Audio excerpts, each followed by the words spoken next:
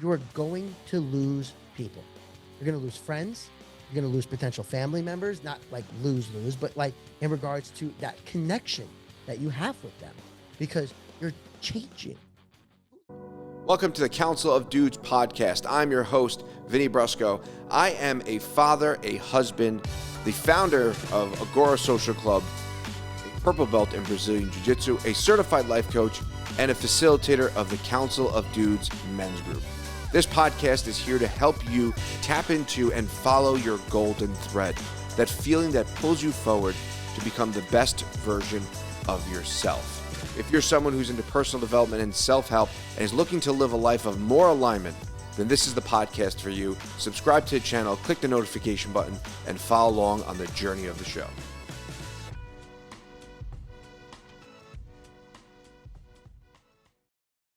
You know what time it is. This is Francis Volpe, co-founder of Why Not You Media and co-host of Snacktime, and you're tuning in to the Council of Dudes podcast. And here we go. This is all going to be on the podcast. This is all going to be part of it.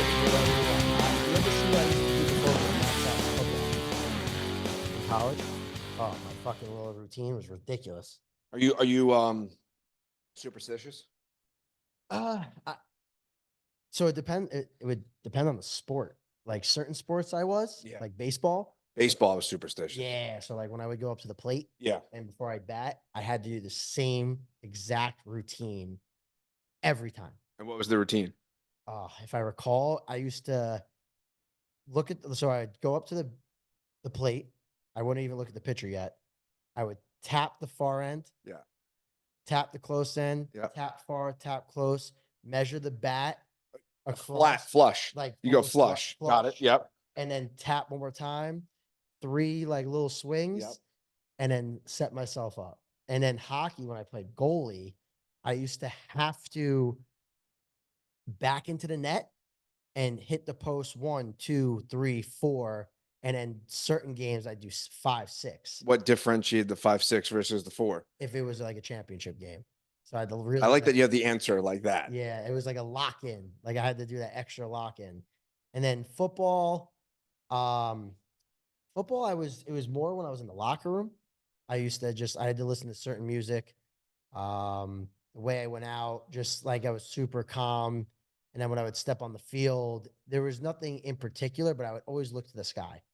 For some reason, that was always like my go-to. Did it ground you, or were you just like taking it all in? Well, taking it all in, it grounds you, but at the same time, it's like, I don't like to say you're going to war because war is, but you're going, you're putting your life on the line every time you step into a contact sport. So it's kind of, give me strength, but protect me at the same time. Yeah. And let's just get it going. You have to get into a mindset, right? I did a jiu-jitsu tournament in December, and my wife came with the kids, and I had on 19th century battle music. Wow. Just like, like going nuts. And I'm pacing back and forth. And my wife's like, if you would have seen yourself, you look like a serial killer. Your eyes were like dialed in, locked in. And it was just, it does take you, like, you need to like remove yourself from every external input and just be dialed in. And I was just like so locked in. I was like, that motherfucker right there, he's preventing me from my goals. Oh yeah. I have to stop that, man. It's like a switch in the brain. Like I used to listen to 300 violin orchestra. Yeah, exactly. That used to exactly right. Yeah. And I used to like visualize the game. Yeah. And play it through my head over and over and over until I felt I heard the song enough. And I would listen to that song on repeat until I was like, all right, now I have to calm myself down because I didn't like to go into games with too much adrenaline. Yeah. Because that's when you tend to make mistakes or get hurt, right? Because your body's so pumped up with adrenaline and then you misstep because you're not thinking or you're just, calm, cool, collective. Like calm always wins, right? Yes. That was something like growing up, like my grandfather was a professional fighter and my great uncle. And something they always said is that when you're in a fight, you got to stay calm. As soon as you get too aggressive, your adrenaline goes crazy. That's when you make a mistake. That's when you tire out. Stay calm, keep your mind cool, and you're going to see that, you're going to see it through rather than just making impulsive decisions or acting on emotion, right? Because if you're not calm and you're in a game, you're in a fight, and somebody does something, like if you're in a football game and someone cheap shots you and you allow that to get to you and not stay calm, you're going to end up doing something that can cost your team something. So it was always about being calm. And that goes with like business or anything. You have to keep emotions out of it. You have to stay, calm, cool, collected. I'll say that a few more times. Yeah, no, it's important. It is. It's extremely important. It's important because, again, in these vacuums of experience, it's easy to stay cool, calm, and collected. But when you're tested in that, whether it be a physical endeavor, mental, the stress starts to come in on you. How do you actually respond to life? Even as a parent, right? You could respond or you could react. And a lot of people live in a very reactive mindset. That's the stress, that's the anxiety. And we react, we're constantly reacting. But to have that line of demarcation and be able to say, I'm going to respond. I'm making a choice on how I want to show up in the world right now and how I want to engage in this moment. It's very important in business. It's very important in any experience in life. And that's a big thing in Stoic philosophy is like, control your emotions. Don't numb them. Just observe them and be the observer of your emotions and then make a decision. Oh, 100%. So something that it probably wasn't until I was probably, I would say 23, that I kind of adopted this mindset of consequential thought, meaning that with every action, there's a reaction, and some consequences can be positive or negative, right? There, like anything that you do, something's going to happen after. So as I got older, I said, okay, if I do A, B can happen, C can happen, and so on and so forth. So people tend to, like you brought up, like they act with emotion or impulsiveness. So I remember reading in a book, and it sounds like common sense. I forget the name of the book off the top of my head. It's like Think Slow. I don't want to butcher the name, but it talks about system one, system two. And the way that's how it breaks down the thought in human beings. System one is that there's not much thought process, meaning system one is used when you're impulsive, or like, for example, let's say, how you were saying before the podcast, when you're driving and you're able to like control the radio. Sure. There's no thought process. Right. There's no thinking involved. You're on autopilot. Exactly. Where then on system two is logical thought. And a lot of people, they allow system one to take control. And just like, for example, you get into an argument with somebody, the right thing to do is to take a step back and not allow system one to take control, where that impulsive decision might be to punch that person. Right. And God forbid that person gets hurt or reacts or whatever, because that split second thought can end you in a place that you could be in the rest of your life. God forbid that person gets hurt, or that can get you hurt. Right. So it's like you were saying, it's just taking a second before you do anything and saying, okay, if this happens, if I make this decision, if I say this thing, if I react this way, there's a consequence. What do I want that consequence to be? Well, the beautiful part about it is the consequences are potentially endless, right? Like I'm a rabbit hole guy, and like the chess, the jujitsu, these consequences are the butterfly effect of them is you can't even calculate that, right? Yeah. But all you can try to take into account is the very next thing that can transpire, which you are actually in control of. Right. And then that could set you on a completely different trajectory of your life. Like you're saying, you get into a fight with someone, you hit them, they hit their head on the curb, they die, you go to jail. Your whole life is completely different than it would have been had you not gotten to that fight, or you made a smarter decision in the moment. So being able to control your emotions, and whether that be on a business level, a spiritual level, again, I bring up the kids because I have two small kids, 9 and 5, and I do the morning routine, and it's so easy to react to them. It's so easy to freak out on them, or even owning a business. It's so easy to allow your mind to go down those rabbit holes of negative self-talk, and you need to be able to be the governor on your own emotional and mental pathway to pull back a little bit and say, all right, like this is part of the process. No, absolutely. And you brought that up, emotion in all things, right? So emotion in business. So when we started Why Not You Media, like I have business partners, Tony and Michael, I'm blessed to have two partners where the three of us are very different. And when we first started the business, right, I am fully transparent when it comes to this. I was more emotional. I would allow my emotions to get involved with my responses. I'd be a little bit more aggressive, and because it almost was like I would act like I was back on the street. Right. And Right. I get it. I get yeah, it. and thankfully, as you know, 5 years into business, look, don't get me wrong, we're all human beings and everyone has a line in the sand. And if someone crosses it, like, Sure. you know, you might have to speak a certain way. But I got very lucky having, I'd say blessed, I don't say lucky, blessed to have Tony and Michael, where now if I feel like someone is overstepping a boundary within business, I can go to them, be like, hey, this is the situation. This is what I'm dealing with. How should we go about responding? Rather than me allowing that system one to be impulsive and say what I would like to say, you know, I take a step back and I use them as my governor in a sense. Like, you know, in a car, it doesn't let you go to a certain speed. Right. Tony and Michael are that for me. And I can pull myself back, go to them and say, hey, how should we go about this? And then we calm down and then we respond, you know, the way that we're supposed to respond. Yeah. And that's very important, you know, especially in business. Like you really have to pull your emotions out of it because business is business at the end of the day. Like it really is. And if you allow emotion to get involved, you know, you can make a decision or say something that's just that can completely kill a deal. I'll never forget, to kind of segue, I remember watching an episode of Shark Tank, and one of the people on Shark Tank started crying. And I can't remember who it was. It might have been Mark Cuban. Um, Mark Cuban sees this. I apologize, but All you good. never know. It happened. It happened, but It was on television. It was on NBC at 8 o'clock or whatever it was. yeah, It happened, Mark. yeah, I think it was him. But the person started crying, and one of the sharks said, "The fact that you're crying, I'm out." Mm. And they were, and I was very like, What was I think the context of the crying is important here. Was it something Yes. that they were just kind of like worked up in emotion? What was the context Yes. of the actual tears? So the sharks, obviously, their job is to question everything that the person is saying to them, right? Like to question their numbers and their thought process and the product or the service. And the person was getting so worked up, they started to cry because of the questions and the stress. Mm. And one of the sharks, I think it was Mark, um, he backed out of the deal because he said, if you cry, if you can't take the heat and you break down, you're going to get eaten alive in this world. So I was like, wow, that really dumbs things down.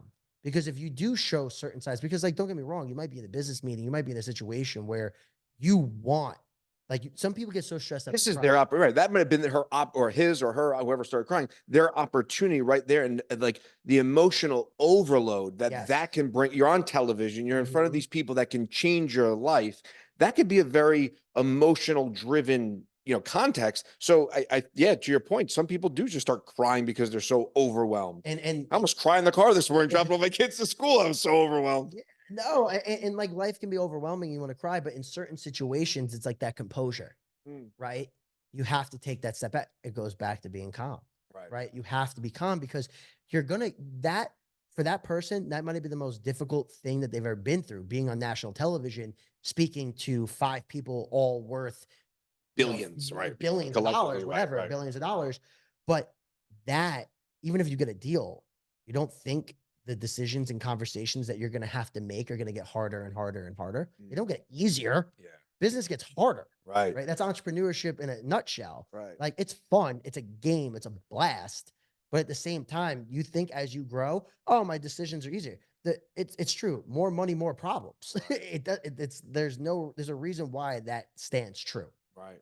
Well, it makes me think of like Zelda, right? Like in Zelda, you start off in like the loincloth and with the stick, and then by the end, like you're riding a horse with full armor and a Damascus sword, you know, but you're also not taking on the same enemies, right? You're leveling up, you're gaining more experience, you're getting more armor, and therefore the bosses, the challenges, the questions are going to level up with your skill set. So you kind of have to be able to handle those in a way that's emotionally appropriate, but also be able to handle them in a way that's going to also move the ball forward. Oh, 100%. I love the video game. Yeah, I'm a big I love video games. my son just got into we just got him the new Sonic game. Okay. So he's into Sonic, he's into Mario, he's into Zelda. So I'm like, we're getting his birthday just passed. I'm like, we're gonna get him this Ninja Turtles now. Oh yeah. And my wife's like, is this for you or for him? I'm like, it's for both, really. We got to us. connect, right? No, absolutely. Like, look, I'm a huge gamer. Like, Yeah. I absolutely love video games, and that just, resonates with me because I used to compete in video games. Did you? Yeah, back in 8th grade. So I was like 13, 14, a little bit in like the first 2 years of high school. I competed in Halo 3 back in What was the platform? Xbox. Xbox, and was that in the league or was it? No, so I would travel. So I'd go out. No way. Yeah. So like you'd practice online, you'd have your team, and then you would go to tournaments in New Jersey, Yeah, all over the course. place. I actually had a good buddy of mine that ended up like he was on the top 32 team in the world. Like, yeah, I was like really into it. Great. So we, with this show has had many different iterations of it. And at one point we were doing the show on Major League Gaming Network. So we were doing it down the city in the studio, the whole wow. bit. And, yeah, it's like, think about when we were kids, right? You're like, oh, video games, that's a waste of time. And these guys are making Oh my insane, talk about Oh business idea, God. Like, insane money. I have that conversation with my buddy, one of my best friends, Nick, all the time. I'm like, imagine if we were streaming when we were in middle school. Like because I think it was like Justin.tv. Yeah, that was YouTube before YouTube. Was it YouTube or it was like YouTube before YouTube. Yeah, it was. It was like Justin.tv. live streaming. That's where I used to watch the MLG competitions and stuff like that. But like to your point, when you level up, even in anything, video games, whatever, right? As you got better, the competition got better, right? Like the professionals are the best in the world for a reason. You can't stay fighting noobs, Right. your entire Right. career. It just doesn't work that way. Because as you get better, what do you think is going to happen? Better people are going to want to play you. Right. So that's I can talk about video games. Me too. My most recent, I haven't played video games in a while, but I kind of default this as like my last stint of video game playing, and I was playing Red Dead Redemption, and I love that game. And it was late. I have a nice TV in my basement, and we moseyed into a town, and like a fight broke out, and the lights were lit, like in the candles and the lanterns, and just like, and I'm just on my horse. I was like, this is immersive. Like I was there. Like I was like, this is like, I was like, this is too much. Like Wait this is till too it's much. like, you ever watch Westworld? Yes. Okay. Wait until it's like Westworld, where like you and I are like diving in. This might be Westworld. We might be in it right now. It might be. Who knows? Never know. But like diving in, and you're like fighting AIs, but it's like you're living the video games that you grew up playing as a kid. Like imagine us dropping in and playing Call of Duty, knowing that we can't die. Right. But it's like we're playing like, what's it called? Warzone. Right. Real life. Right. That's crazy. Well, the thing about the moral conundrum that brings up when you're in the middle of that, and all of a sudden you have to make decisions, right? Like, do you put aside your real world moral fibers in the alternate version of reality, right? No, like, absolutely. Where does the line draw? With Why Not You Media, obviously, you guys do work with a lot of small businesses, and that's an amazing part of what you're doing. We had a consultation here, and I'm still obsessed with the fact that everything goes on Reels now. But that being said, I think what separates you guys from a lot of the market out there of the people that are promoting, obviously social media, and we're going to do this and we're going to do that, is your authenticity. And it comes through in the way you engage, it comes through in the way you speak, and it just comes through in your presence overall. With the three of you kind of coming together to form like Voltron in a sense, how does each individual play a part in that community of authenticity? No, great question. And I love, honestly, I love talking about the partnership that myself, Tony, and Michael have, because it's something that I've always told them that one day I'm going to write a book on it, Right. Like a Why Not You book, because we came together, like Tony and I went to high school together, and we weren't that close in high school, but then we reconnected, after college and stuff. And Tony and Michael were best friends growing up. They went to not high school. Michael went to Salesian, but they went to college together. They were college roommates, the whole nine. But what makes us so dynamic, like that Voltron that you mentioned, is when we first started the business, we were very involved with each other's day to day. Like I'm talking, like I was with Tony 7 days a week from 8 a.m. to sometimes 3, 4 o'clock in the morning, right? Whether it was in meetings in the office, we had late nights just trying to grow and build this thing. And as we grew, not just as the business, but grew as people, we started to figure out what we each enjoy. So if you break down the three of us, I'll start with Tony. So Tony had the larger presence when we got started, and he loves sales. He loves people, he loves relationships, and he loves business. That's his thing. So, as the business expanded, Tony took that pillar. And I'll never forget the conversation that we had, Michael and Tony and I, when we came up with our pillars. It was actually Michael who brought it to our attention. Because Michael, I'll get into Michael, but he said, the three of us are each good at something. We need to stay that lane. And if we have to get involved with each other, we will. That's a great observation. Yeah. Especially having a relationship prior to being business partners, right? Those lines can get blurred. So people don't realize I've only known Michael for as long as we've had Why Not You. And he's become like family at this point, right? Yeah. But we realized that the three of us, Tony, face forward. He, like, when it comes to Why Not You Media, chances are 99.9% of the time, you're going to interact with Tony first before you move on to working with us. Like, he loves the networking. He loves relationships. He loves connecting people. Like, that's what he's about. He's all about bringing people together for a bigger purpose to help them, because we believe in give, give, give, give, give, give. The more you give, the bigger the ask is, right? When it comes time. Then you have Michael. Michael is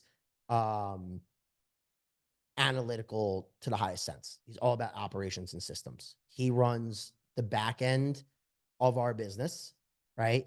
He puts together our statistics. He makes sure that, you know, our website is functioning correctly, our newsletter. He's handling things that me and Tony don't want to handle. Like, realistically, when we started the business, Michael was still working full time.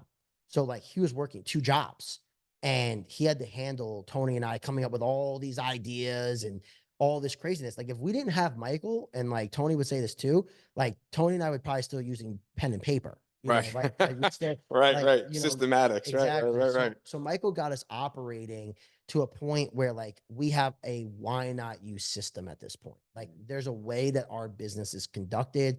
We're on Notion, we're organized, we have tabs, we have information, we have notes, we have everything. Like, anything I need, like, I don't even have to ask them. I could just go and, like, I could type in your name, go to the notes, and see everything I need. You did that when we were at that networking event. You're like, yeah. Oh yeah. I was like, what the fuck? Like, yeah. What kind of Tron shit is that? You like pulled up your phone. You're like going across, like, oh yeah, it's our Google koozie toozy, and we're all connected. I was like, oh, all right. Yeah. Whatever. And so that's Michael's side of things, right? He has the corporate background. So there's certain things, like, Michael will write certain emails if necessary, right? The ones that you're going to get fired up on and answer. Exactly. Yeah. So system A operation, right? Exactly. Like, sometimes there might be situations where, like, we literally defer to Michael. Hey, Michael, you got to answer that email, you know, and he'll be like, all right, no problem. Give me a little bit. And he'll write something up and run it by us. But he really allows Tony and I to run around, you know, and do what we need to do.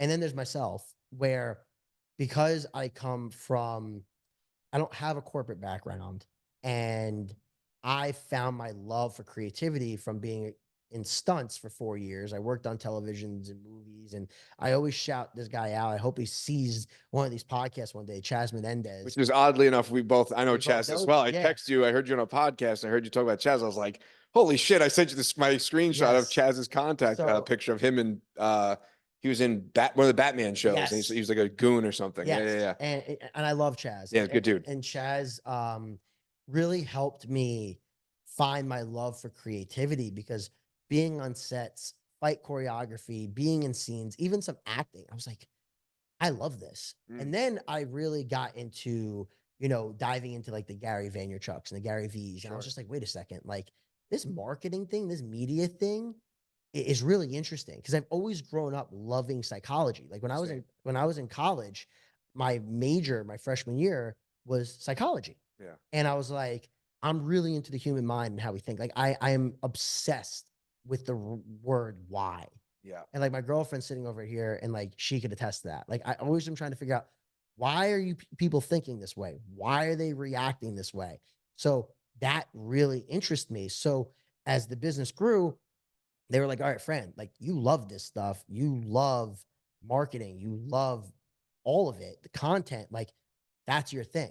So, as you know, when we were in the consulting session with you, or if you go to any of our consulting sessions, I talk a majority of the time. Yeah. I was actually surprised by that, to be honest with you. I was thought Tony would do more of the speaking. Yeah. And you obviously, all three of you know your lanes, and that was your lane, and you obviously handled it perfectly. Yeah. So to that point, like we know our lane. Like Tony jumps in when necessary.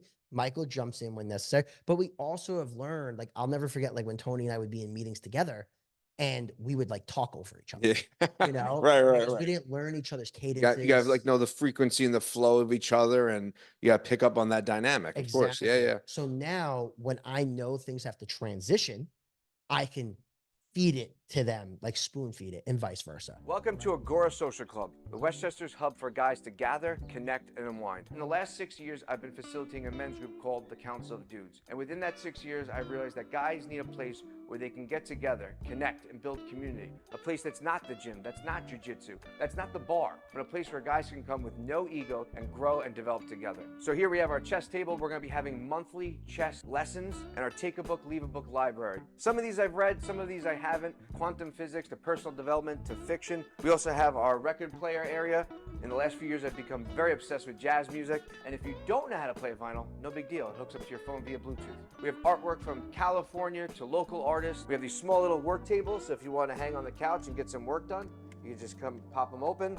And we also have our little workspace here with quotes from Muhammad Ali, Albert Einstein, Theodore Roosevelt. We also have our coffee bar, small fridge, and more quotes and artwork over the wall. Head on over to agorasocialclub.com, sign up for our free 7-day trial, and with that, you will get a key fob. Scan your key fob, and you have access to this space from 6 a.m. to 8 p.m., 7 days a week. So if you're a guy in the Westchester area and you're looking to gather, connect, and unwind with like-minded men, head on over to agorasocialclub.com and sign up. That content role, that marketing role, because I obviously read and watch things about business, but I am obsessed with marketing, but the psychology behind it. So in that sense, that's my pillar, you know? So it really always runs where it's like touch point from Tony, Tony's face comes to me, and then Michael, and the three of us are involved. And then certain aspects of the business I take care of, Michael takes care of, and Tony takes care of. So it just works. Like there's such blind trust at this point where there's days where we don't talk almost all day because we know we're getting done what needs to get done. And that's an amazing thing. Like the qualities that we have, just, it makes it work. Because if we were all the same, we wouldn't have a business. You can't have 3 Tonys, 3 Frans, or 3 Mike. You get nothing accomplished. Nothing would get done at all. Right. You know, so I always say, I feel like it's God, you know, divine intervention that the 3 of us have come together. And, you know, we all have the same goal. It's obviously like, look, you have to make money in the business to survive, but we are really in the industry of impact, because we know the more we can impact people, impact businesses, impact those around us, the money will come. And then when you make the money, you can impact more people, because you have more leverage. Two things you mentioned there. I think one of them is doing, like, playing to your strengths, right? And have you ever read the War of Art with Stephen Pressfield? No, I've not. So great book. I have it here if you want to take it with you. There's a lot of messages in it, but one of them is pros hire pros, right? And you need to outsource certain things. Now, there's like this weird dynamic that I interface with a lot, like in this space. I used to be a painter, but I did not paint in here because I knew that the time that I would allot to painting here, I'd get frustrated. You could list all of the things, right? But I did do the shiplap on the wall, right? Yeah. So but that was like more of a hand thing. Like if I did it in the pod shed, it was like, all right, this little thing that I could do. I know I could do it, and I kind of enjoyed it, but I got super frustrated in doing it. But there's this idea of like pros hire pros and like play to your strengths. But there's also this, you know, this resistance that you have to come up against in some regards, and you have to navigate that and go against it and brush against it and push against it to really push yourself forward and perpetuate and get to a point where you can now say, all right, I need to outsource this. I need to delegate this. I need to hand this off to somebody else. And that's learning about yourself, really. Yeah, absolutely. I think I think a lot of it also, it's like you have to take your ego out of it, right? Because I was just having this conversation where I remember reading this a while ago. It's like what Henry Ford said. He hired people, like I think he hired like 7 people. and they were all like accountants, financial, like different engineer, whatever it may be. 7 people that were better than him at that thing. And then he was asked, why would you do that? Because he's like, I'm not good at that thing. So let me hire a professional to do that thing because they're better. Like I always say, like, I'm handy. I could build stuff if I have to. My grandfather, rest in peace, he just passed away. But, he taught me how, like, I built stairs with him, birdhouses, like I helped him build sheds, whatever it was. I know how to do it. But the way, like you just said, the time, unless I enjoyed it, that's different. If Sure, it's that's a different thing. that's a different thing. Yeah, If it's absolutely. therapeutic. But to me, it's like if I had to fix up my kitchen and renovate my kitchen, I'm going to hire the professional because the hours and the weeks and the days that it would take me to do that, if let's say it cost me $15,000, I could figure out how to make that money back and double rather than spending the time on fixing the kitchen and trying and maybe messing up because I'm not a professional at it. I'd rather pay the money for a professional to do what they're good at. Like that's a reason why people study and become experts in certain things because you solve a problem. That's why you get paid, Right. right? Because you're solving a problem. Right. So I am all about that. I know everyone uses the word delegation, right? Right. I think in certain aspects you have to delegate, right? I don't think you completely remove yourself, but delegate, there's nothing wrong with that, like delegate, let someone that is better than you do that thing. So it's the same thing with sports. Yeah. You're not going to let your kicker kick, Right. like, And putting your ego aside is a huge part of it, right? Like you said, like being able to remove yourself from that, not feel personally attacked and not taking it personal, but realizing that, hey, there's someone who's more equipped and has a better skill set than I do in this particular field. Let me be okay with that. And let me have them handle this thing. And the reward or the end result will be better than all the time, effort, and hours that I'll put into it. And I'll probably end up saving a bit of money. oh, 100%. I am all about that. The other thing you said was you have a very curious mindset with the word why and what, I think having 2 small children, that's a question you get asked a lot as a parent. And I think it's so important to be able to tap into that type of mindset. Is this childlike mindset? I think a lot of people lose that. And when you're an entrepreneur or you're starting a business, it's almost like this, you talked about how you started in stunts and, had you asked that version of you, hey, what are you going to be doing? You might have said, hey, I'm going to be a stunt guy forever. But your life takes you on this different trajectory and you start to follow what, if you want to date it back to Greek mythology, a big part of what created this space was following the golden thread, right? This pull, not this force, but this pull towards something that's the next phase of something. Yep. And I think that having that curious mindset, the why, and being able to allow yourself to go down these rabbit holes is something that's so important. And obviously the name of the company, Why Not You Media, tugs on that heartstring of someone that says like, well, why not me? It's the same thing as like the lotto. Like they have the best slogan, hey, you never know. Because the reality is you really don't fucking know. No, you don't. And it's crazy because like we got the name from my mom. My mom named the company because growing up, she always said to me, why not you? And she always, for some reason, used the example of The Rock, Dwayne Johnson.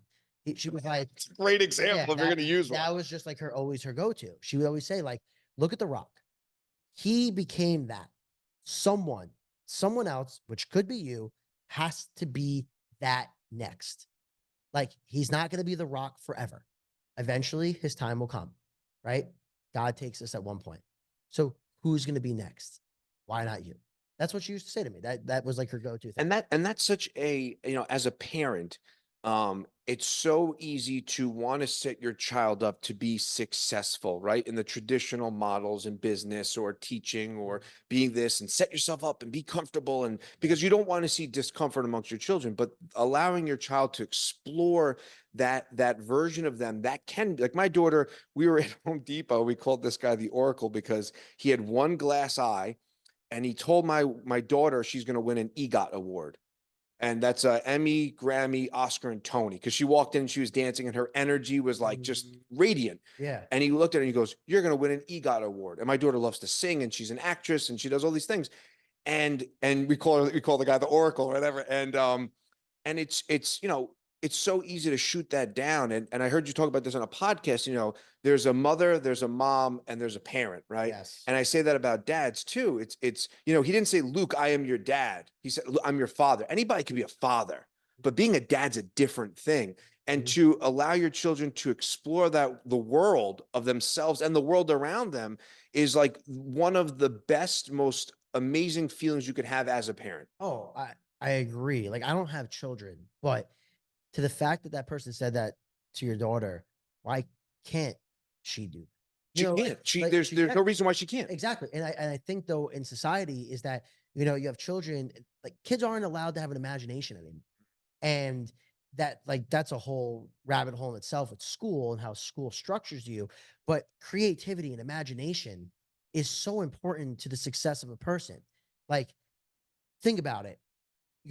When someone is trying, like, growing up, right? You grew up in the area. And so when someone's coming up, whether it's a musician, an athlete, an artist, or whatever it may be, everyone's like looking at that person like, oh, what are they trying to do? I love, yeah. Like, Yeah. why are they doing that? Like, oh, like take the safe route, like do something simple, right?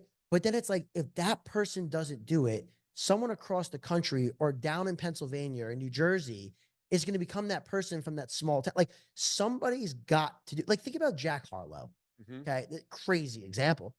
He's from fucking Kentucky, Right. and he's become a beast. If you would have asked me 3 months ago who that was, I have no idea who it is. I just know the one song, Yeah, but that's enough, right? That's enough, You right? mentioned him and I know who you're talking about. But he's from a small town in Kentucky, Right. and he became like, he's huge. He's an international star. So he did it. Like, why can't anyone else do it? And a lot of times those people who are shitting on you for going after what you want to be going after. And the crazy thing is that could be a parent, that could be a loved one, that could be a friend, a close friend. They might be the one that is shitting on you. The idea is that, they want to protect you, but also it's their own restrictions and their own ability to create and imagine and play and wonder.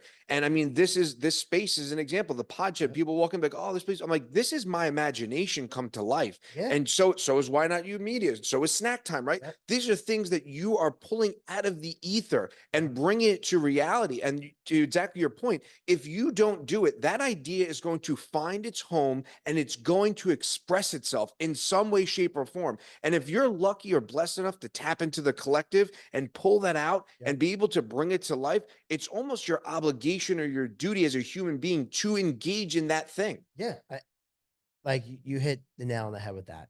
Like, people get so, and I think a lot of it is just like you mentioned, it's people's own insecurities, right? They want to protect you, but at the same time, they don't want to lose you. It's a selfish approach, because when you start to grow and start to become someone different, because like everyone sees change as a problem.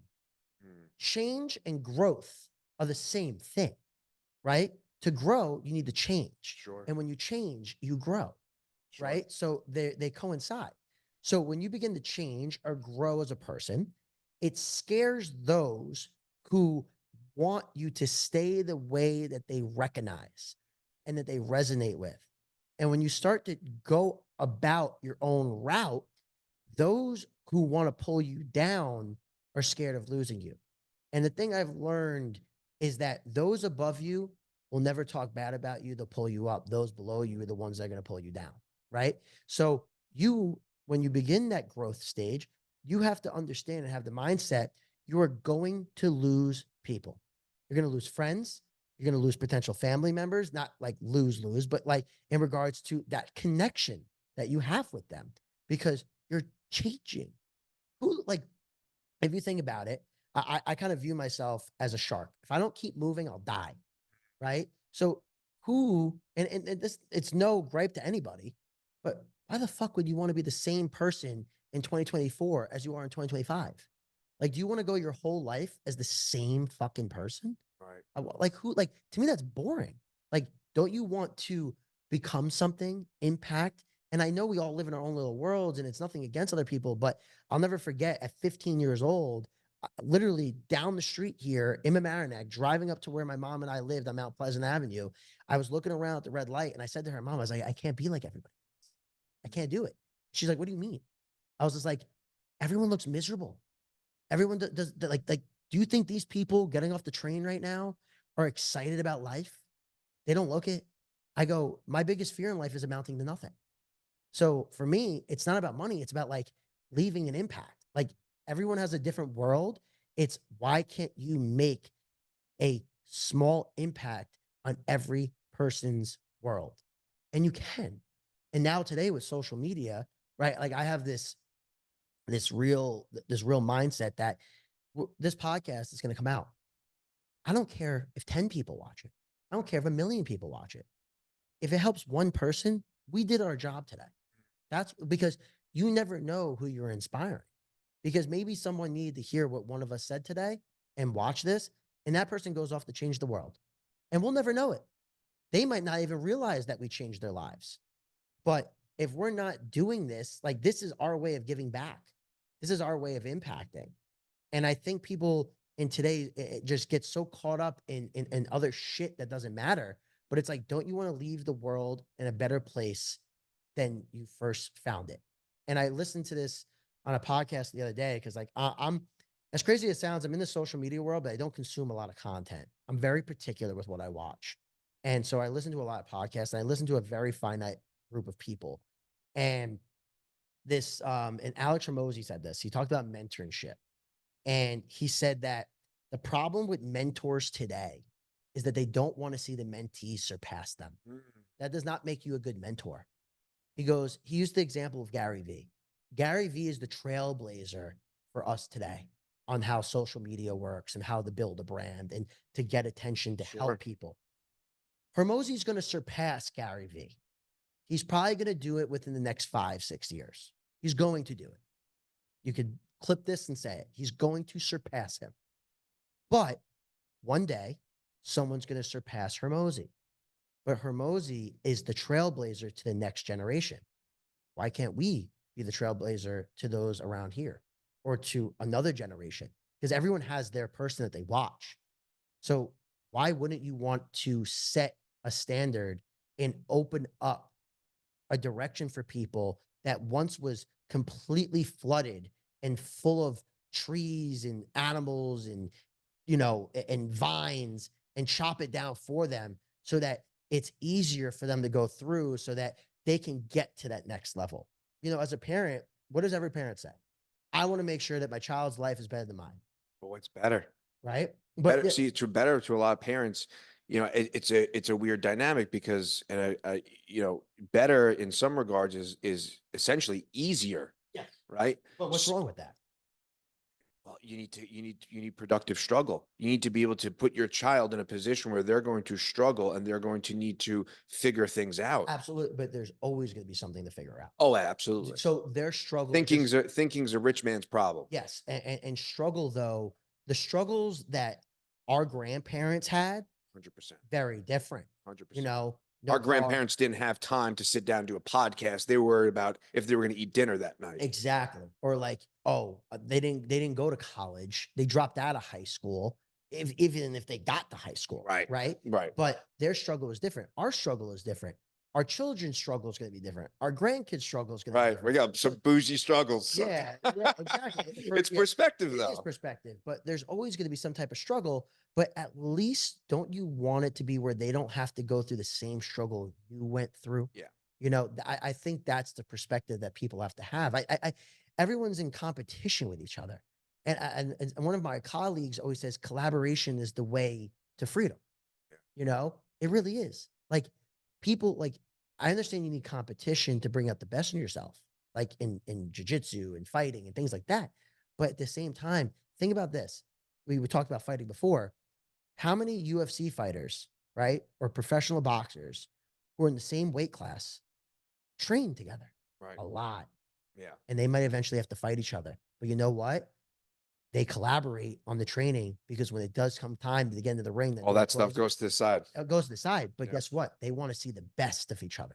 You owe it to them. Yeah. You owe it to that person. And I think I facilitated a men's group, and I've been doing it for the last 6 years. And I think a big part of that also lends itself to the idea of, like, as guys, right? People in general, but as guys, there is this ego, there is this showing up and being vulnerable with each other and asking for help, right? Outsourcing the thing requires you to have an ego check and say, I'm incompetent in this field. I need help, right? Yes. And there comes an ego with that. But I think as men, especially, we owe it to the guys around us to show each other the blind spots, to say, Yes. hey, listen, this is something I'm struggling with. And if another guy's, and I've experienced this, another guy who's a completely different demographic, a completely different age group from a different part of the world or town or wherever it is able to help another guy from a completely different area, age group, town, everything. And they're able to have a conversation with each other that is going to propel them and put them in a situation to change their lives for the better. Yes. And I think that that's an obligation we have, because to exactly this point, you don't know what someone else is going through. You don't know what they go home to. You don't know what's going on behind their eyes. And when you're able to just see a human being across from you, it's almost your obligation to make life a little bit easier. When you see those people walk off the train, and there's a million quotes in here. There's a quote, lunatic. Yeah. But many men live quiet lives of desperation. I think that one's over here. The massive men lead lives of quiet desperation, right? And it's so true. We walk around, guys walk around, women walk around, and they're in, especially with social media, especially when you see guys like you getting nominated for the Wonder Kids or the plaque you just got for Snack Time, right? You don't see all the work and the effort and everything that's going on behind the scenes. Congratulations on that, by the way. Thank you. Well deserved. But you don't see all the work that's going behind that. You just see the end result, and that's one of the pitfulls of social media. Yeah, well, the quote behind you, comparison. Here we go. Right? Let's just go. Yeah, the comparison is the thief of joy, and that's look. With social media, it depends on how you look at it, right? You can have a positive look at it or a negative look at it. If you look at it negatively, like if I say to somebody, give me your phone, let me see what you follow and what you watch, I can tell you a lot about that person. Right. So when you look at it a positive way, right, it's a complete mindset shift. It allows you to see the world differently. It's a tool, right? A tool that you can spread what you just said. You can help people across the country that you've never met before. Like, I think about this, like with Snack Time, right? So with YouTube, we're about to hit 127,000 subscribers. And the comment that is like embedded in my brain, and I think it will be for the rest of my life, is this individual, no idea who they are, legitimately makes a comment and says, currently my grandmother is going through very hard, medical complications, and she's probably not going to make it. But because of your content, it's helped me. And like, it's made me smile, made me happy. It's like, we're just having fun. You're reviewing stacks. Yeah.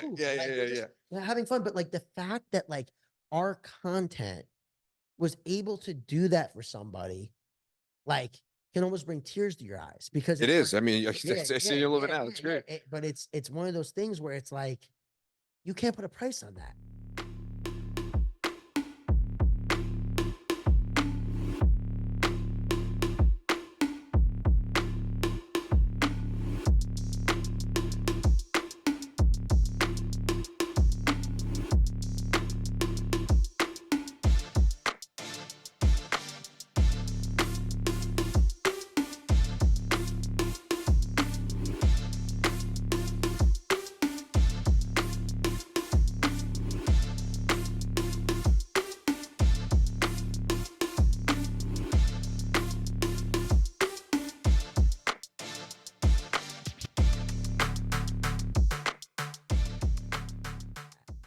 So think about how many people you're potentially impacting when you're creating the content that you're creating that aren't even going to tell you. You don't need millions of views to impact. Obviously, like, look, don't get me wrong, it's a great dopamine hit, like, oh, wow, like millions of people saw it. It's validation. It is. But you see, and that's the trap. I think it's an emotional, egoic validation, but it also isn't a validation in the sense that your work is resonating and it's building and it's growing, right? If you went to the gym, but your body didn't change, and you died and your body didn't change, you'd be like, what the fuck am I doing this for? Yeah. Right? It's almost a billboard for the work that you're putting in. So it is this real balance of your own perspective and mindset that you're tooling with. Yeah. And I try to tell people all the time when it comes to social media, depending on what your goals are, right? if you're in the world of making motivational content and talking about real stuff, just as we are right now, you have to think about the minute or the day that you don't create something and put it out there, there's a person on the other side of that phone that needed to see your piece of content and they didn't see it because you made a selfish decision not to post. That's how I see it because we have so much to share. What like there's a famous I forget the person that said it, but there's almost like a famous Probably quote. on this wall Yeah, somewhere. probably somewhere. But there's a quote in a sense that it's like you have all this experience, all this knowledge in your mind. If you don't share it and talk about it, what good is it? It's useless. Like imagine dying with the cure to a disease inside your brain. Mm. Like, like I'm great, sure people dude. have. Probably, right? But or just the insight to something that could help thousands, millions of people, right? What fuck does that do for anybody by you not sharing it? It doesn't do anything. It does absolutely nothing. So it's like it's give it away for free. Give it away, right? Like that's Gary Vee quote. Give it all away because those who want to use it are going to use it. But it's your duty, and I believe it. Like I've said this on other podcasts. I feel as though my role, my reason is to impact one way or another, whether it's with my words, whether it's with my content. I don't know, but I want to make sure that I'm sharing my story, talking about what I've gone through and the struggles, the ups, the downs, because hopefully it helps and resonates with one person. You know, I've also been blessed to have a little cousin that's 19. He's like a little brother to me. And to see him based off my conversations with him, and I'm able to tell him my struggles or what I've been through and telling him, watch this, listen to this, you know, stop following that. And seeing his transformation Mm. is just like that to me is bigger than anything else. So it's finding balance, but everything is a mindset. It's like if you have the right mindset towards something, like that's where it starts, even with social media. That's like when we met with you, like we tell people all the time, it's like, yeah, we can get into like marketing 501. Right. You know what I mean? We can get really crazy about marketing, advertising, but if you don't have the mindset to do it, all that information is useless, right? You have to understand that, like, when you get into something, whether you're going to walk into a cage, get involved with social media, it's do it fully, go big or go home. Do you think is there I question this because you see a lot of like the David Goggins mentalities, right? Yeah. The go out and you're a bitch and you know, and I think that that is a much needed approach in certain arenas and Yes. certain and we talked about it a little bit earlier, you know, with the mindset before a football game or jiu-jitsu tournament, Mhm. that is a version of you that you need to tap into, right? Yeah. But is it something that is sustainable over time? And is that how you have to show up all the time? Because I know you spoke about this, you know, in some other interviews you've done where it's, you know, you have to kind of you left a job, you kind of burned the boats, so to speak, and you hear that expression, burn the boats. But a Yeah. lot of people want to burn the boats, but they're not at the shore yet. Yeah. You know, so are you going to swim or are you going to ride out the boat a little bit longer? And I think that those are tough waters to navigate. Yeah. I think when it comes to someone like a David Goggins, right? Like that mindset, it's very hard. Like when you see a guy like that, he's just, to me, he's almost like not human. He's just wired very, very differently. And I think for 99% of the world, sustaining what he does and the way he views things is just not even realistic. Right. But you could take parts Mm. of what he says and implement them into your life. I don't think you need to wake up and run 35 miles a day, right? But you do need to wake up and get shit done and do what's required of you. Right. Because no one's knocking on, like, in a sense, like he's telling you, no one's knocking on your door and saying, hey, here's the life that you want. Like Mm. everyone talks about, you have to manifest your life, right? Like I believe in manifestation and goals, but they mean nothing if you don't take a step forward towards that manifestation. Like you and I could sit here for the next 3 years and manifest our life. Mm-hmm. But if we never leave here, how the fuck are we going to get the life that we manifested? So I think that's where also the confusion comes into play. It's manifest, but then understand that there's action required to get there. So And the universe recognizes. I mean, it goes back to what we were talking about. Like you want to call it the collective, you want to call it God, whatever you want to source, whatever you want to call it. It recognizes, and when you tap into that frequency of this reciprocal relationship with whatever you want to call it, we'll call it God for this conversation if you're okay with that. But when you tap into that reciprocal relationship with God, it becomes this you give, and it becomes this dance and this flow. And you know, I had these mantras when I was starting to create all of this, and it was like magic is magic is real. You know, don't lose your dinosaur. That's the number one, right? Yes, Don't lose the dinosaur, of course. Magic is real. Follow the golden thread, and if you build it, they will come. And those are the mantras that I lean into in doing this. And whenever I start to forget any of or get overwhelmed or any of these things that come up, stress and anxiety, it's like just go back to the mantras, go back to the 4 things, like go back to those things and just adhere to those. I used to tell myself, so I read a book called The Slight Edge by Jeff Olson. Changed my entire life. I'll never forget. My buddy Eddie gave it to me over lunch once. Book's amazing. Yeah. Is it great? It's like, here's a book, change your life. And so I was in a rough patch and he gave me the book and I read it. It was a page turner. I read it in like 2 days. And I used to say to myself every day, small things matter. Small things matter. Small things matter. When I didn't want to do something, the small things matter. And I think a lot of it though is that stuff's like hard work scares people. I think it's terrifying for people. Like shit. I think yes, but I think not aligned hard work scares people, right? Those guys that you're coming off the train are working hard, but they're not aligned. No, right? Aligned work, you could work your ass off if you're aligned. You could stay up to all hours of the night. I've done it. You've done it. We've done it. But when you're not aligned in the work that you're doing, and it was on, I think it was the Daily Stoic today that talked about, the work that you put in. And I was like, oh yeah, it's like, who do you work for? Like, not like, yes, in a literal sense, but who do you work for? Like, why are you working? Like the why behind it, right? And I think not aligned work is much harder than aligned work. Absolutely. But even with aligned work, there's going to be parts of that work that you necessarily don't want to do, right? So like there's days, but it's necessary. Right, and you're willing to put in that extra effort behind it. Yes, and I think a lot of the time it's like people, I love this quote by Ed Milet, right? We can name quotes all day. He says, things don't happen to you, they happen for you. Yeah. Right. And that's a very hard thing for people to comprehend because it's like, I could sit here and say, my mother died, right? I could say that with a straight face. My mother died. And I could say, why did this happen to me? Or it happened for me. It sounds fucking crazy, but I can find a silver lining in what it is that it created.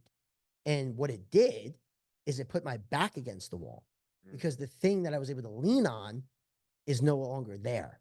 So if I were to lean back, I fall.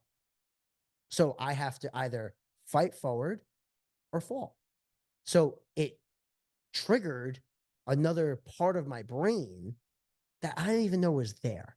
And obviously, like, look, I would love more than anything to have my mother here, but I have to also understand that she would not want me to fall. She would want me to go forward. So it's the only thing I could do is continue to go forward because my back is against the wall now.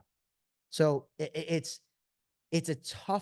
very difficult for people to comprehend that and understand that because it's like, oh, someone died. Like that's horrible. Depends on how you look at it. It is horrible.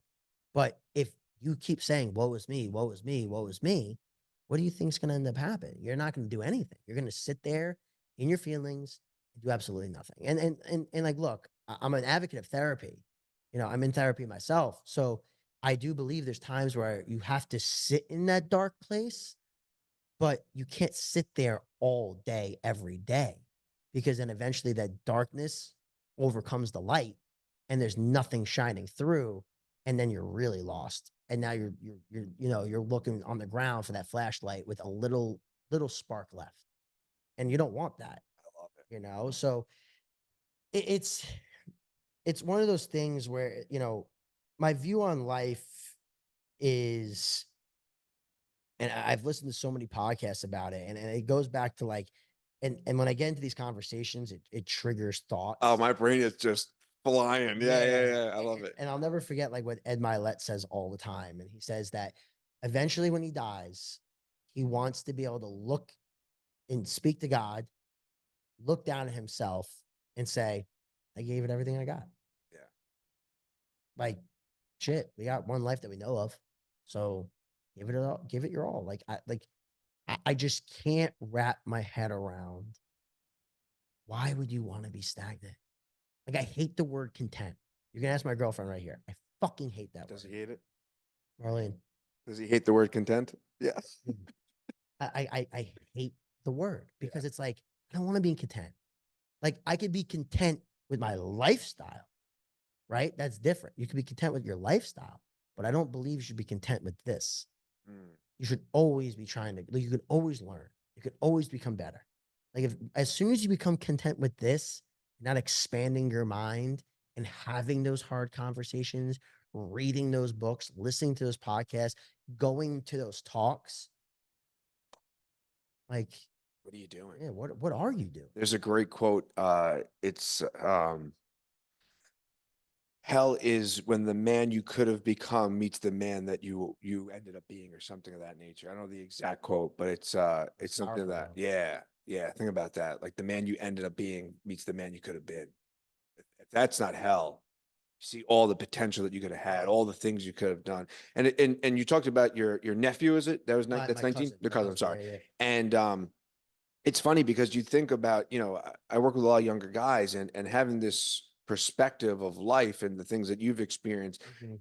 what would you say to yourself as a younger version of you? What would you tell yourself? What wisdom would you bestow on that version of you that would maybe change in a different trajectory? And could you even do, like, would it be a Back to the Future thing where you couldn't tell them because your life would end up completely different? Yeah, if I were to go back and speak to my younger self, and what I would tell myself is that Invest in Instagram. buy Facebook low. Right. Get in on Amazon now. Yeah, buy Facebook when it was $19 a share. Now it's at like 500. But what I would say to myself is that life is of what you make it. Life is what you make of it. If you want to do nothing, life is going to be nothing. If you work hard and find something you align with, you're going to accomplish all the things that you want to accomplish. But understand, and my Nana said this to me all the time, is hard work pays off. It really does. Like, aligned hard work. I like that. I'm gonna adopt that. But aligned hard work pays off. But just continue to do it and stay consistent. Because a problem that I had as when I was younger is I allowed my ego to get in the way of certain things. I did not stay consistent in doing what I was supposed to be doing. But now it's like I can't fall off. All I think about is the next, the next thing for a client, the next piece of content I have to edit, the next post. Like, that's all I think about, because I'm like, I'm every day, it might be 0.0001% closer to where I want to be, but it's progress. That's how I think. It's like, shit, okay, maybe it didn't do as great as I thought it would do, but it's progress and I'm getting better. But I'm also, I'm in love with the process. That's what I love. I just love everything about the process. Like, Do you remove yourself from the end goal? Are you able to, like, compartmentalize those two things, or do you still get caught up in the numbers and the metrics, especially being someone who obviously has a presence on social media in two forms, right? The creation side of it as a face, right? And then also being behind with the why not you. Do you still get caught up in, like, the process versus the outcome? I do at times, absolutely. And when I think about those things, they can drive you crazy. Like, I have this conversation with Nikki all the time when we post stuff for Snack Time. It's like, damn, this video didn't do as well as we thought it was going to do, or why? Yeah, and what's not well, right? Like, what Yeah, does that even mean? yeah. Like, in our standard, it's like we're always expecting better. Every time we post, we want it to be better than the last one. But when you get too caught up in it, it takes you away from why you're doing it in the first place. And for me, I struggle with this. It's like, what do I want my life to look like in 5, 10 years? And the honest answer is I don't know. Beautiful. I love that. I don't know. But I know how I want to feel. yes, I know how I want to feel. I don't know where I'm going to be, Yes. but I know how I want to feel. I can't tell you exactly what I want to be driving or wearing or what watch or what house or where I'm traveling. There's certain places I want to travel to, but I can tell you exactly how I want to feel.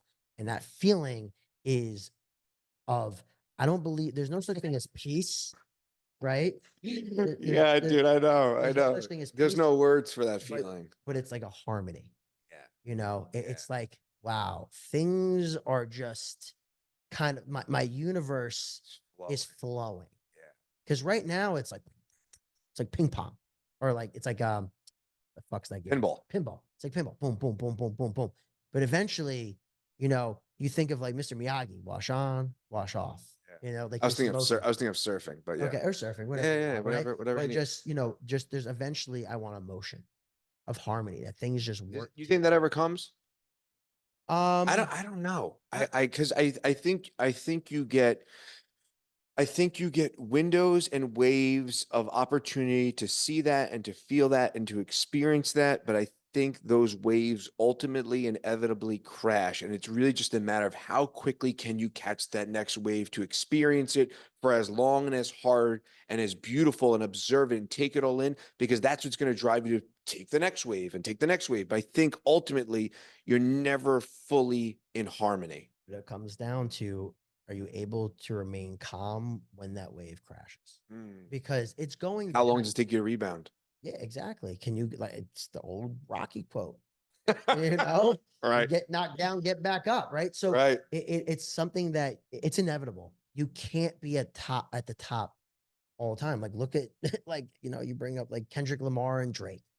I was thinking of Conor McGregor, but okay. Conor McGregor, but Sure. Conor McGregor, but if you think of Conor McGregor, like he's on a whole different realm right Stratosphere, now, yeah. right? He's a different world. But you think about like Drake's been at the top of the game for over a decade. How long can you stay at the top, right? Eventually that wave is going to crash, and it's how do you respond, right? Life is more about how you react to things than anything else. So yes, do I want that feeling of harmony? Absolutely. Do I know that it's going to stay that way? It wouldn't be life if it did. Yeah, I think the idea behind that is that the baseline is harmonious, right? Yes. And the expressions are going to change, and we don't Yes. know that, but the baseline has this flow and this this spinning aspect to it. It's like you just think of life. You want eventually to be a calm, cool river. Yeah. And then, like you said, surfing, the ocean, and eventually you're gonna hit a rocky part of it. Have you ever done sensory deprivation? No. What is that? You would love it. That sounds like to me that I have to shut off all my senses. You do. Oh. So essentially, you go into. All right, I'm going to hook you up. Okay. You go into a tank. It's filled with 1,000 pounds of Epsom salt. So it's denser than the Dead Sea, and you're fully buoyant. And what does buoyant mean? so you could float. Oh, so you could, like the Dead Sea, so you could float in it. You turn off the lights, so you can't see anything. I mean, it is as you can't see your hand in front of your face, and your head is in the water up to like your ears, so you can't hear anything. So you're buoyant, so you have no gravitational pull in your body. You can't see anything. You can't hear anything. So That's your sensory terrifying. no, it's the most wonderful, beautiful experience that I've ever had in my entire, and I've done it multiple times. I've had so many experiences, and we can have a full conversation about it. Yeah. You would absolutely love it. Where can you do this? In Mount Kisco. I will hook you up. Okay. I will hook you up. It is one of the most amazing. The experiences I've had in there are out of this world. But one of the big experiences I did have was this.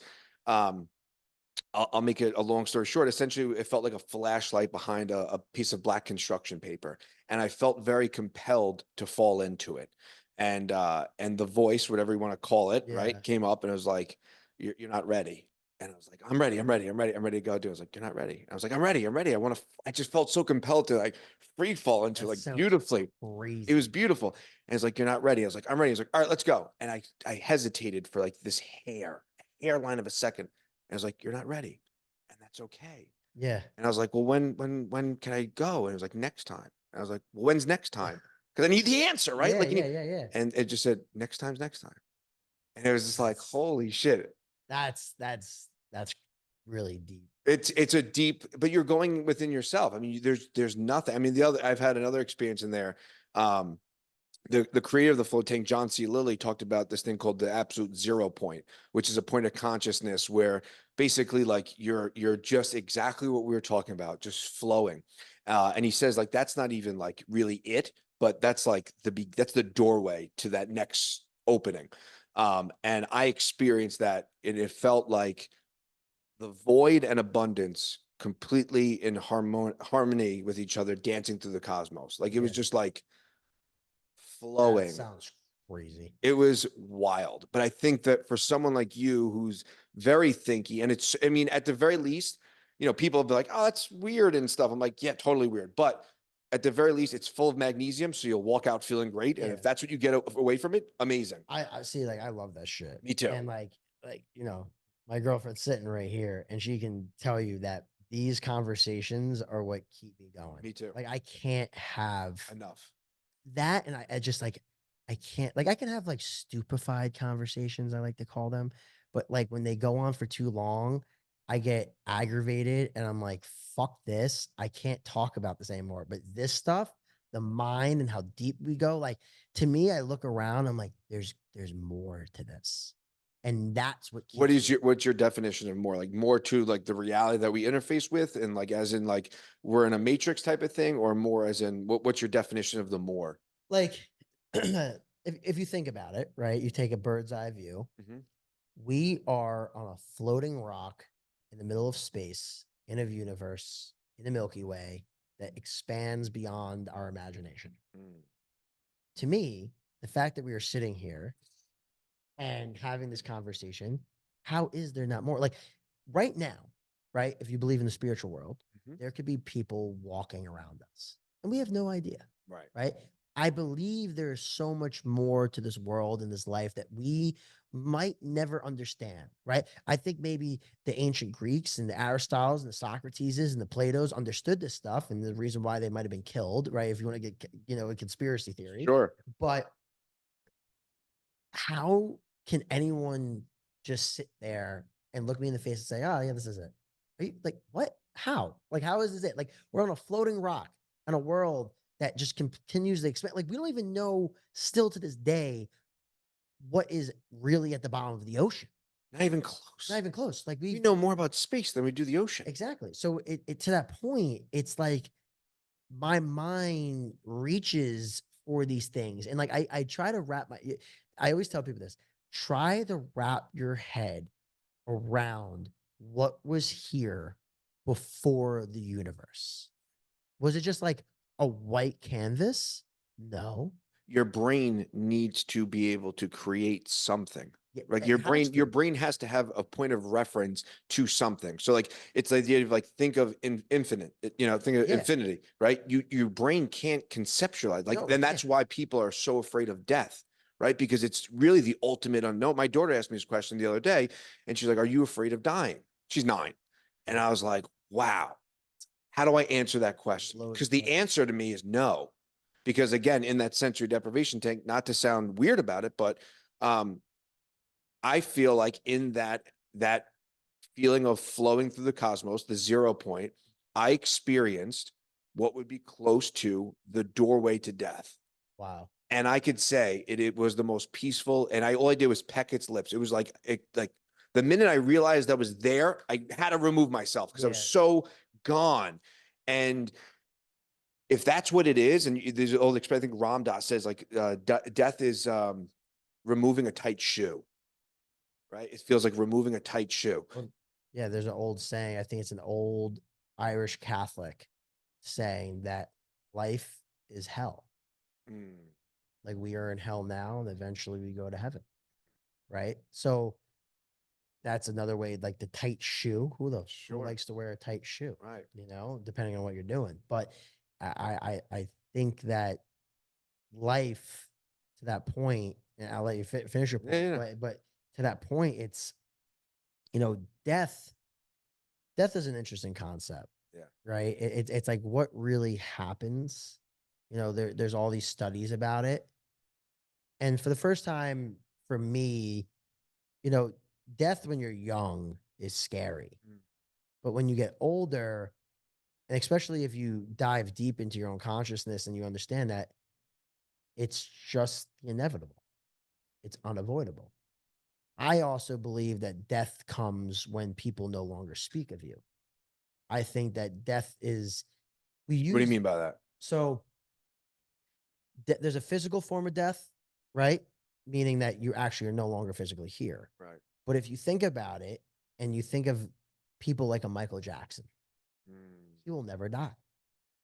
He will never die. Like he will be spoken about for God only knows how long because of the impact that he's had on music and people and things of that sort.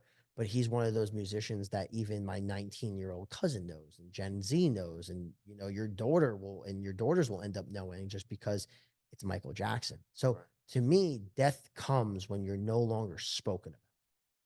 And there's the physical death. I don't even know what that, maybe it's like then your spiritual death.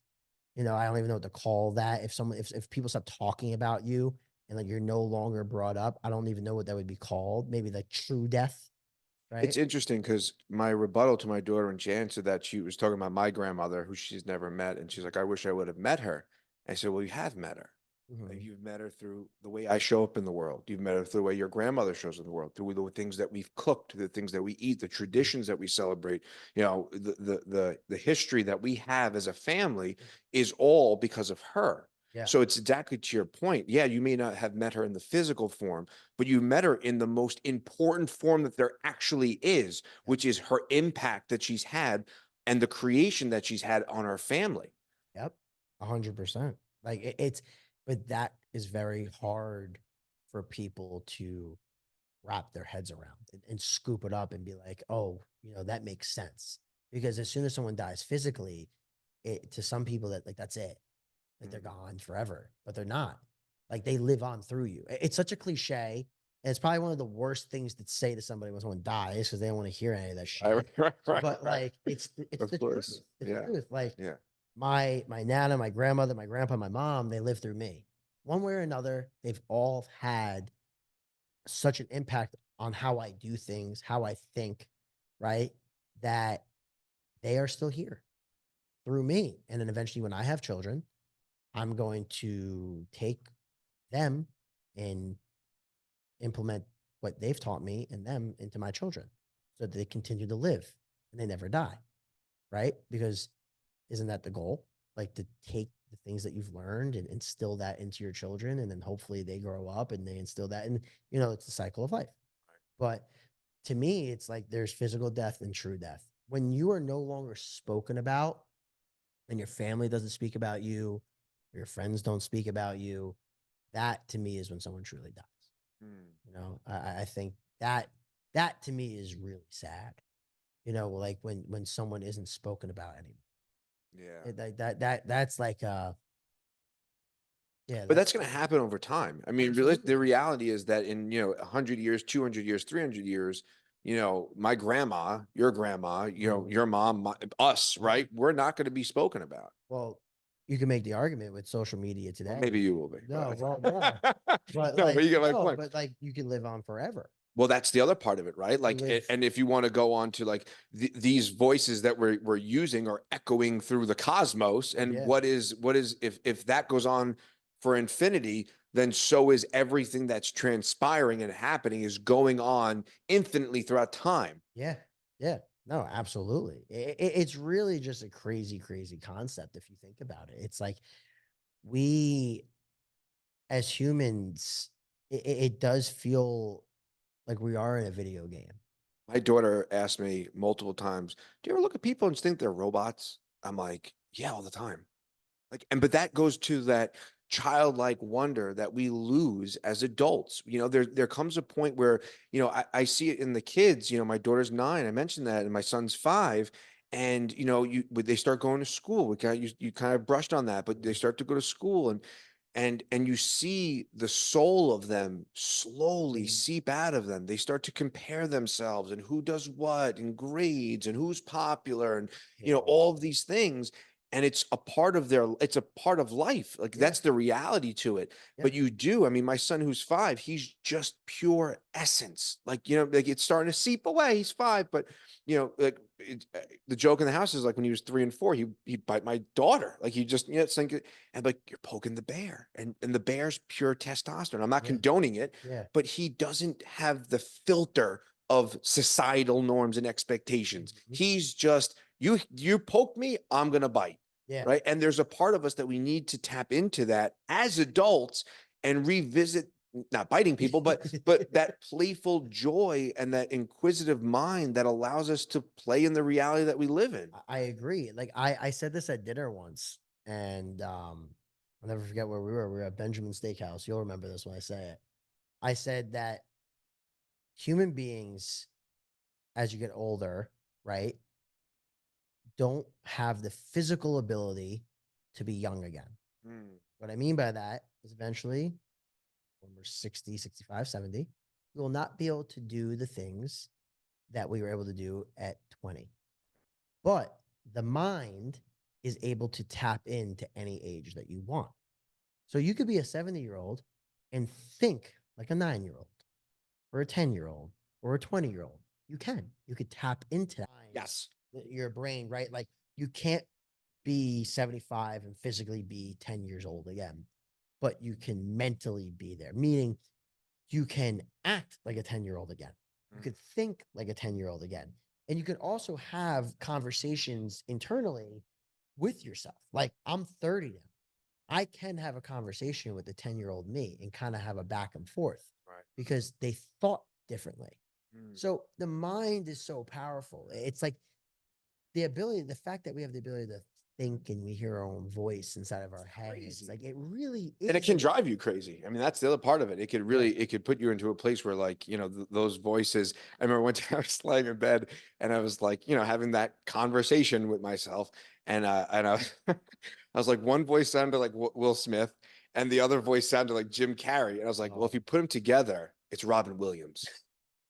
And I was like, that's the voice in my head. The voice in my head is Robin Williams. And whatever voice sound you want, whatever makes you click, right? Right. No, the mind and life and this world that we're in is just so interesting. It's so much, there's so much to discover.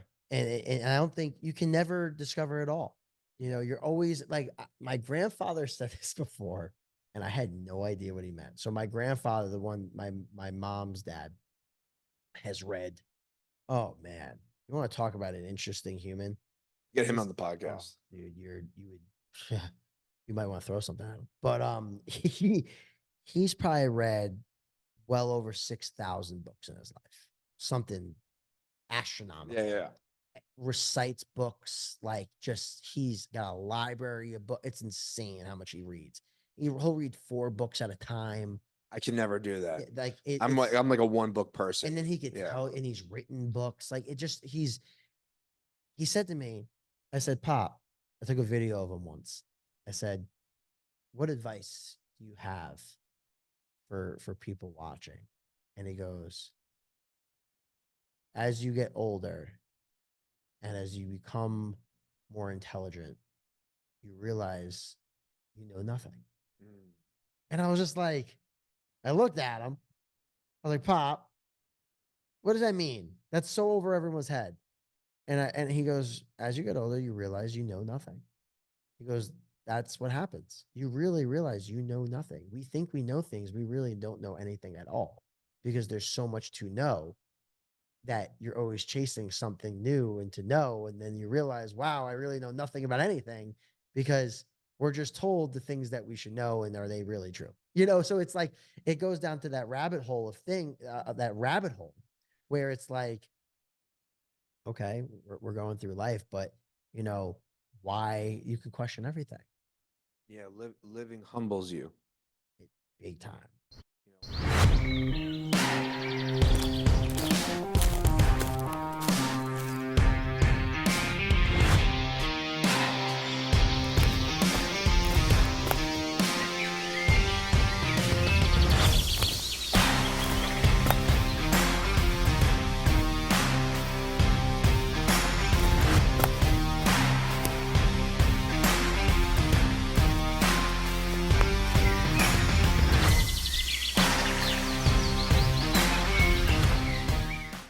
talking about the being able to dial into those different ages, it made me think of like a black belt, right? When you Yeah. roll with a black belt, it's a different experience because he's able to tap into those different levels, white belt, blue belt, purple, brown belt, and he's able to use his skill set accordingly, right? And he could dial into any one of those frequencies at any time, and Yep. he's leading you down a path that he wants to lead you down. But if Mhm. you talk to real black belts, they'll be the first to say it's all white belt stuff.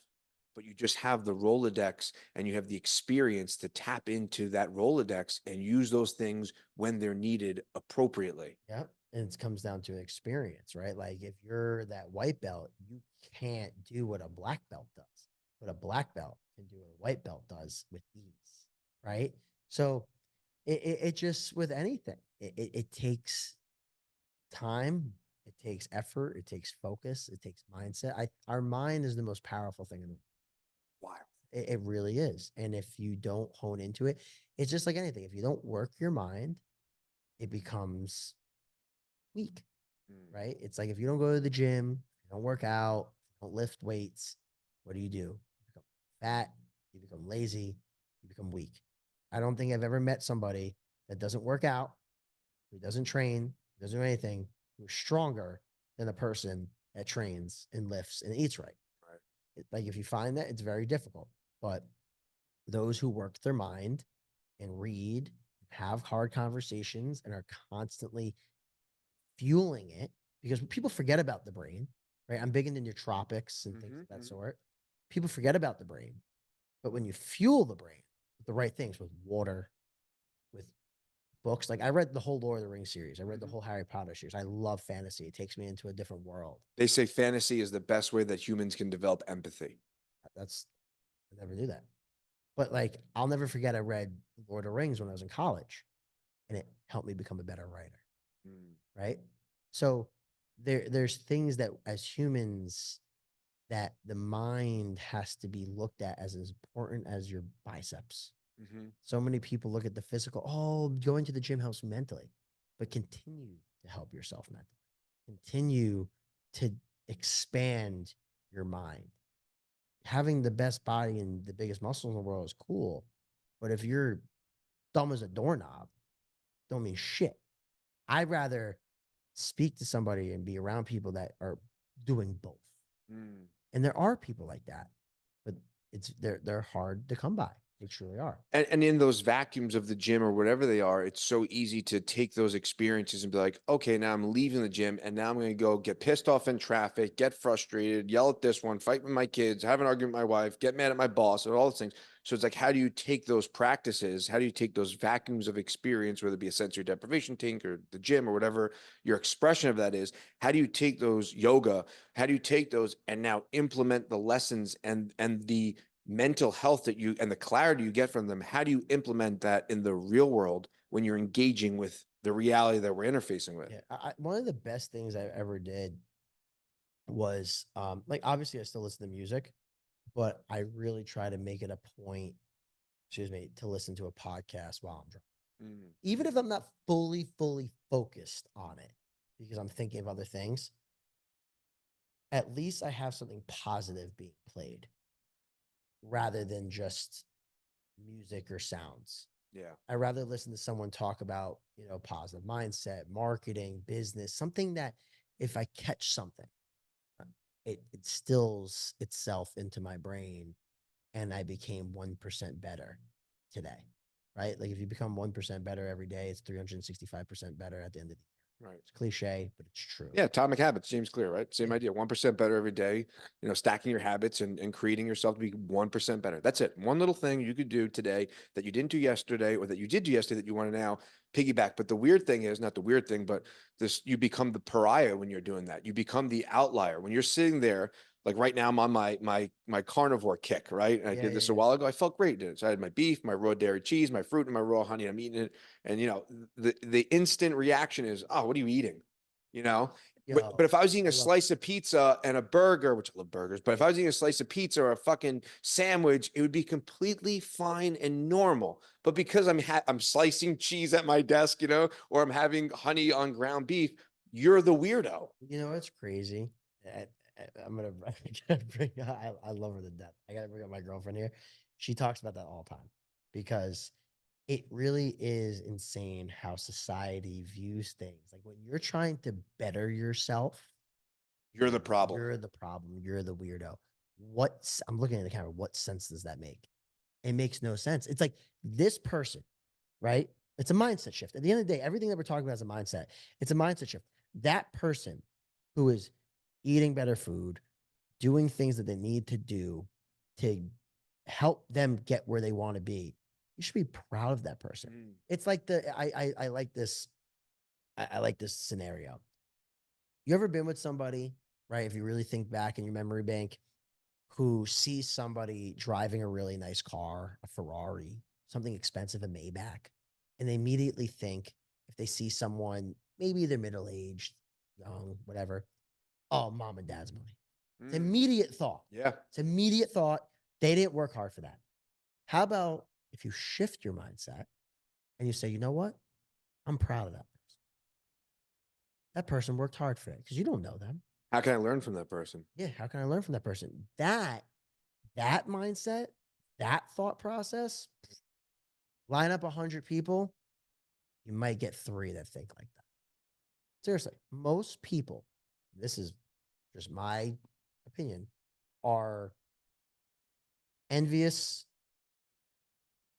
insecure, lazy, and have a negative bias towards everything. It's so easy to be negative. It is so hard for people to look at another person and say, I'm proud of you. You like think about that concept. It is so difficult for people to tell another person, I am proud of you. And I made it a point for myself to never be that person. And I'll never forget, we were away in Jamaica. And I said to Marlene, I said, I'm going to sit here and I'm going to send a text message.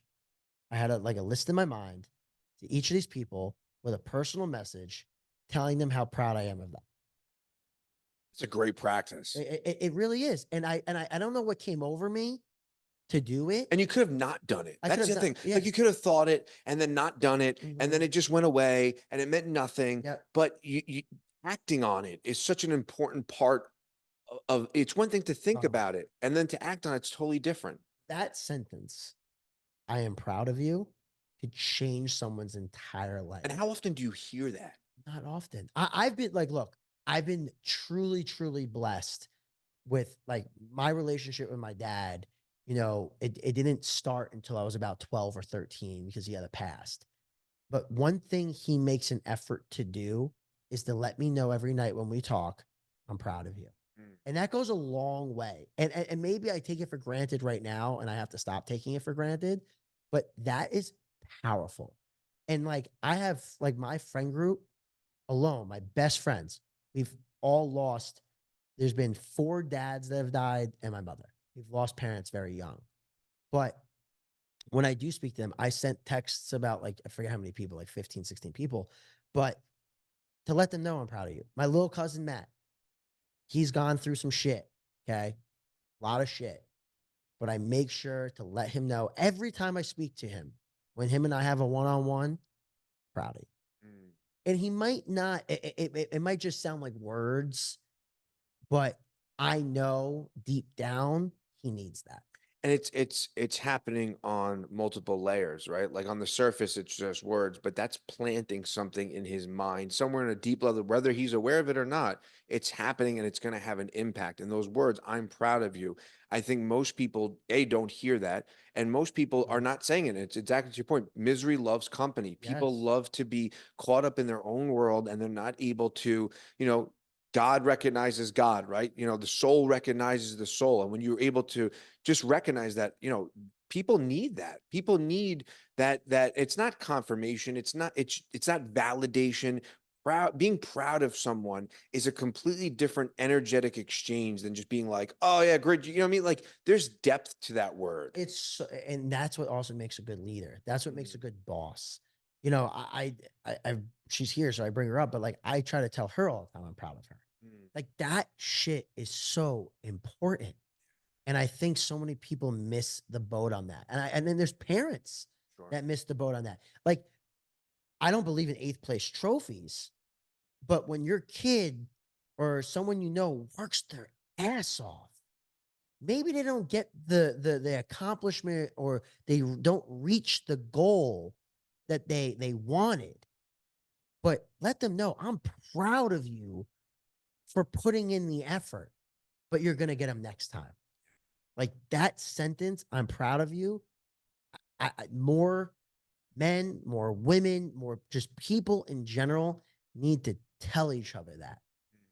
Like that sentence alone, I am proud of you. I truly believe can change and maybe even save somebody's life. Yeah. That's a powerful, powerful sentence. And when you hear that, it gives you permission to be proud of yourself. When I Yeah. tell my daughter, I'm proud of you, which I say it all the time, I'm a very, obviously I'm a very vocal parent when it comes to Yeah. that, but then you hear them echo back, I'm proud of myself. They accomplished something that they've been a test, artwork. Hey, Yep. look at that I drew. I'm proud of myself. That puts someone on a completely different trajectory. That internal pride, and not like this egoic pride, but this real sense of accomplishment and effort and work. And it goes back to what your Nana was saying, is like hard work pays off. Yeah. And that's the pride that we need to feel as a culture. Yeah, and it needs to be more. It has to be normalized. It really does. I feel, I always think back, and I know, that where we're sitting is a men's social club, and I feel like men in general, we have such a hard time being emotional and vulnerable because we're taught to be strong and hard and don't show emotion. When technically we're probably the most emotional creatures on the planet, Sure. right, in our own way. But I'll never forget this, and this stuck with me. My roommate Ryan in college, shout out Ryan. He said to me once, I think we were in the dorm room, and he says, "All right, I gotta go. I gotta go to a meeting. Love you." And I said, "Why do you always say that? Like, love you?" Because I always thought growing up, you say I love you to your parents, your family members, not friends, right? Maybe your girlfriend, whatever. And he goes, because when I walk out that door, I don't want my last words, God forbid something happens to me, to not be that. And I was like, holy shit, you're so right. So no matter what, if you're in a argument with your significant other, if you're in a fight with a friend or a business partner, whatever, you tell them I love them. Tell them you love them, because you don't want your last words to be something of that. So it goes back to the point, though, what I was trying to say is that it's normalizing that vulnerability. It's normalizing speaking to people in a way that's going to comfort them. Loving, in a loving way. Loving. Like we need, like you can read books and this and all the things in the world. Like love is so powerful. Like what is it? Harry Potter, right? Yeah, I'm on the second one. My kids are scared to watch the third. But Okay, so but like, have you read the books? Okay, so when you watch, is this your first time watching the movies? yeah. Okay, so you'll learn as you watch how important love is into the entire series. Like it is a very and very, very, it might be the most important concept of the entire book, of the entire series. It's the most important concept in the world. In the world. But in Harry Potter, it describes it in a way that you can physically see. I get you. Yeah. So to that point, I guess to sum up that little rant there is that I want to see more people be proud of other people and show love and show care. And it's okay to speak that way to one another. Yeah. It's a great way to wrap it up. Yeah. What comes to me, and we'll get it wrapped up, but as a parent, and I always default to parenting, but it's what I love to do. Your kids will say to you, "Oh, you love this one more than me, or that one." I said, "You know what the beautiful thing about love is? It's not finite. It's endless. Yes. It's an endless well that I could always go deeper and deeper. And for guys like you and guys like me who love going down that depth of knowledge and exploration of the self, love is this endless resource that you never regret giving. Like if I yell at my kids, I never feel like, oh, I'm so glad I fucking yelled at them. Yeah, way to go, me.